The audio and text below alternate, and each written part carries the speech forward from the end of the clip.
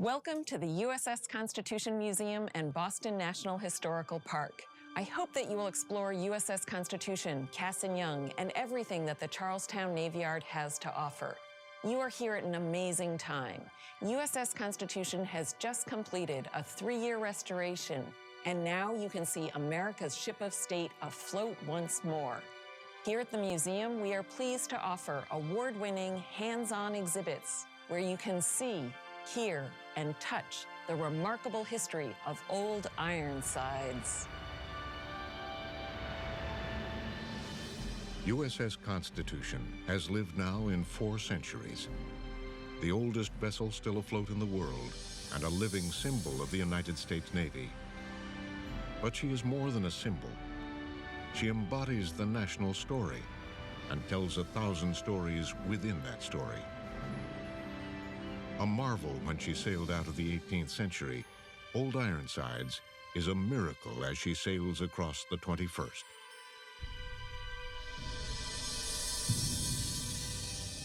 Constitution's story begins in strife at the birth of the Republic. From the start, the United States merchant fleet is vitally important to the success of the young nation.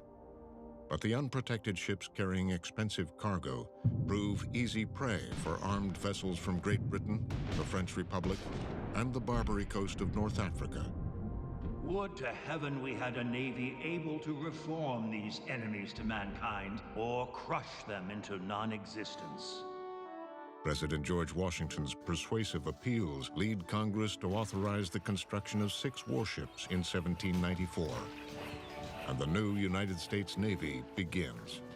A genius from Philadelphia named Joshua Humphreys designs the ships.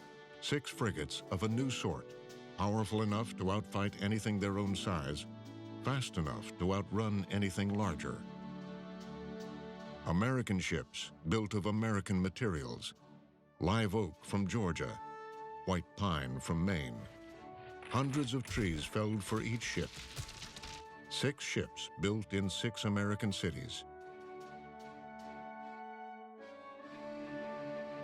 One is the frigate Constitution, named for the country's founding document and launched in Boston on October 21st, 1797. The young Navy proves its might in the War of 1812 against the strongest maritime power in the world, Great Britain. Embroiled in a global conflict with the French Empire, the British deny American vessels the right to trade freely and seize ships and sailors bound for their enemies' ports. With the rallying cry of free trade and sailors' rights, the United States declares its second war against England on June 18, 1812. 2 months later, on August 19th, USS Constitution sailors stand up to the mighty Royal Navy, changing themselves, their ship, and their country in the process. Under the command of Captain Isaac Hull, Constitution meets His Majesty's ship Guerriere off the coast of Nova Scotia. In the heat of the battle, British cannonballs bounce off Constitution's thick wooden sides. A sailor shouts, "Huzzah! Her sides are made of iron!" And the ship's nickname, Old Ironsides, is born. Guerriere's masts fall one by one. An American shot riddles her hull.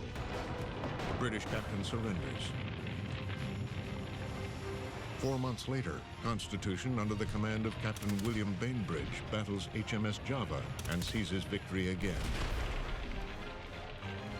By war's end, Constitution makes history once more when Captain Charles Stewart and his crew defeat 2 smaller British ships at once.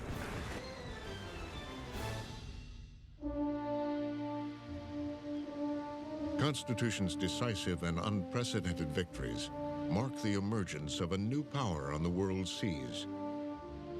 The war gives Americans a newfound confidence. The nation's most victorious ship gains lasting devotion. Says one American newspaper, "Let us keep Old Ironsides at home. She has literally become a nation's ship and should be preserved in honorable pomp as a glorious monument of her own and our other naval victories." Ships don't live forever, whether made of wood or iron. In 1830, there's talk of breaking Constitution up Such a national object of interest, so endeared to our national pride as Old Ironsides is, should never by any act of government cease to belong to the Navy so long as our country is to be found upon the map of nations. Struck by these words, a young Harvard medical student named Oliver Wendell Holmes pens a poem in defense of Old Ironsides. Oh, better that her shattered hulk should sink beneath the wave. Her thunders shook the His mighty verses, deep, widely and there published, should be her grave. spark a public Nailed to the outcry, mast her holy flag, set and the Navy every saves the beloved sail, ship. And give her to the god of storms, the lightning and the gale. As Constitution's usefulness as a warship declines, her role as a symbol expands, and her career continues.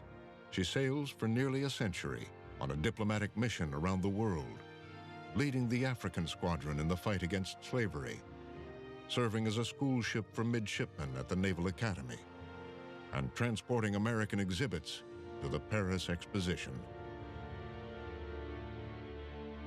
But the memory of Constitution's former glory eventually fades, and by 1925, her survival is in jeopardy once more. Her strong wooden sides riddled with rot, the ship is sinking at her berth.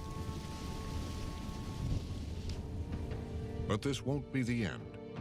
Children rally to save Old Ironsides. They answer the call by donating their pennies to rescue the ailing ship. Citizens of all ages lend their support, and Old Ironsides is made new again. The Navy sends Constitution on a 3-year tour of the American coast as a token of thanks to the thousands who supported her rebirth. Over her career, Constitution's flag was nearly lowered several times, but citizens of this country refused to let her sink and decay into oblivion. Today, the future of Old Ironsides is bright, thanks to all who care about the ship, the Navy sailors who serve as her crew, the Navy's skilled craftspeople who restore her, the National Park Service, who preserve and interpret the Navy Yard she calls home, the museum, who brings her stories to life, and especially you here today. With your support, Constitution sails again, the nation's ship of state, preserved as a living symbol of a Navy and a nation and an idea.